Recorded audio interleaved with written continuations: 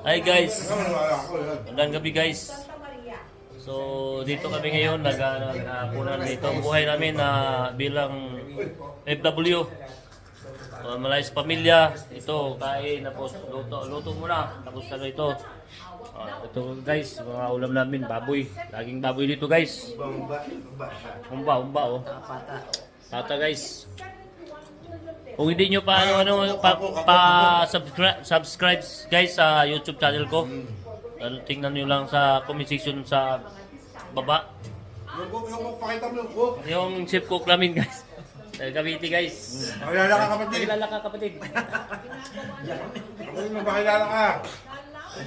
Shoutout sa mga Cavite boys. Cavite boys oh. Sa Cavite. JB Cavite. JB Cavite. Kasi doon din sa Bakit pa? Okay. Sinsa na guys, kumakain guys. Pero ito lang tayong ano namin guys. Tuwal dito guys. Wala kaming ibang ano dito guys. Ito yung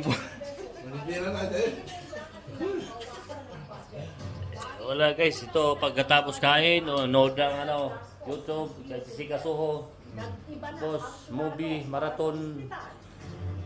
Mamili ka na kung saan mo yun.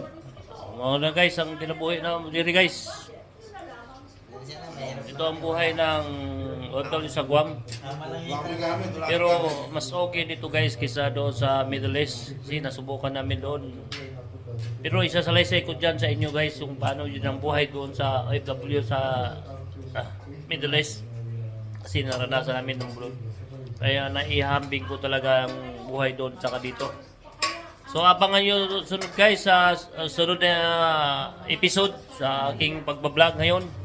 Paki-subscribe na naman guys. Kung sakali man kikita nyo to sa YouTube nyo.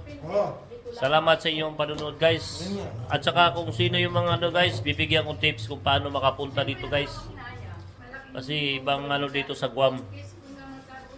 Kung sakali na ako'y makatulong sa inyo sa mga agency na pwedeng applyan nyo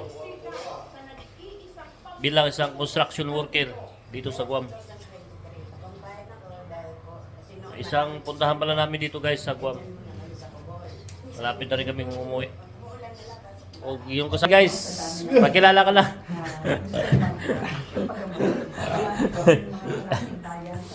Busog na pala guys. O sige guys, thank you sa inyong panonood. Tsaka Happy New Year na lang. Advance sa inyong lahat. Merry Christmas guys. Okay, thank you. Bye. Ingat kayo dyan.